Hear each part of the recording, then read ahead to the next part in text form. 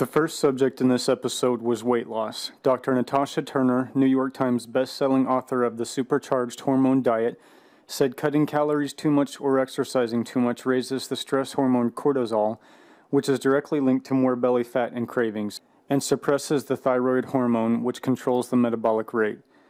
She said people need to eat the right foods at the right times and in the right combinations to increase fat-burning hormones.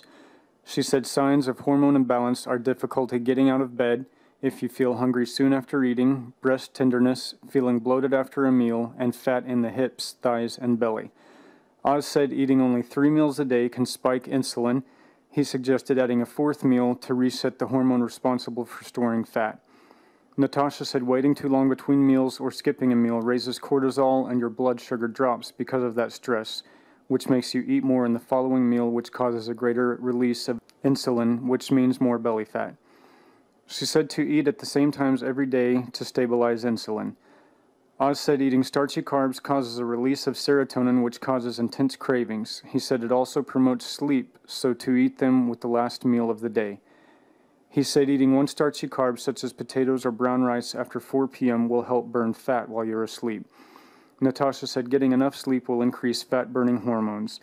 She said to have tomato juice with the last meal of the day to lower the glycemic impact of that meal and reduce insulin release.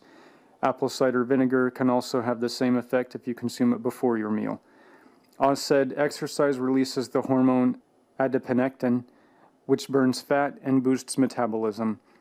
He said blueberries also release this hormone. Natasha said there's a phytonutrient in the skin of blueberries that causes this. It lowers insulin and you only need about half a cup a day. She said there's a study showing obese people had a 22% improvement of insulin metabolism after having a blueberry smoothie every day for 6 weeks. Oz said when you stop eating for extended periods of time, the body burns fat and glucose stored in the muscles for energy. He said intermittent fasting once a week can boost growth hormone, which builds muscle, which is metabolic tissue and helps to burn fat better.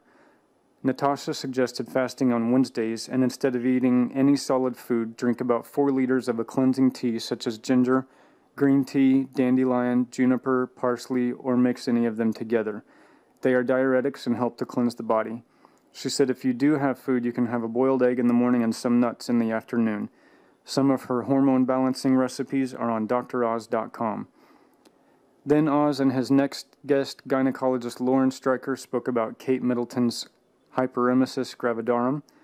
Lauren said what she has is far more extreme and dangerous than normal queasy morning sickness.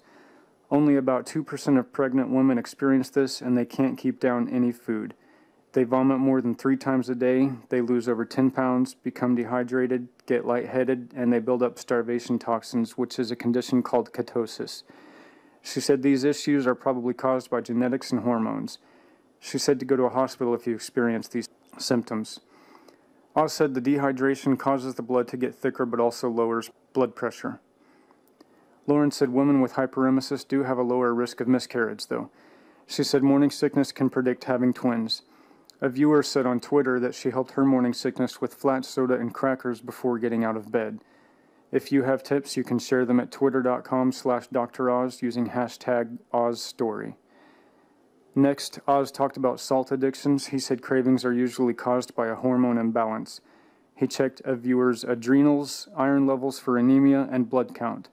He said people over 50 or with high blood pressure should only have about half a teaspoon of salt per day. Oz showed a normal human heart next to one that had prolonged high blood pressure. The heart from a person with high blood pressure was much bigger and more stiff. Oz said the heart is resilient and this condition can be reversed back to a smaller heart. His guest, psychologist and food addiction specialist Romani Durvasula, said if you need to have salt at every meal, if you can't stop once you start, if a doctor has told you to stop but you can't, or if it's a habit to salt food that's already salted, you are addicted. She said to gradually eliminate all packaged foods. She said to start by eliminating 3 per week, such as pickles, condiments, or chips the first week. She said there won't be physical withdrawal symptoms like the ones caused by eliminating sugar. She said instead there will be psychological withdrawals by having to change habits. She said to add magnesium, calcium, and zinc to every meal because a lot of people who overeat sodium are making up for a deficit of these 3 essential minerals. She suggested leafy greens, avocados, cheese, shrimp, or nuts, but to make sure the nuts are unsalted. Oz said there are recipes for this plan on droz.com. Ramani said if you must have salt, only put half a teaspoon in a shaker each day, but you can rewire taste buds by using paprika instead, and you won't feel the cravings anymore within about 2 weeks. Then Oz had guests Lindsay Averill and Viridiana Lieberman, creators of the documentary about fat shaming called Fatitude, who said they received death threats for doing a Kickstarter campaign to fund their movie. They say it's more important to be proud of who you are than to be thin. They said their movie will be released next year.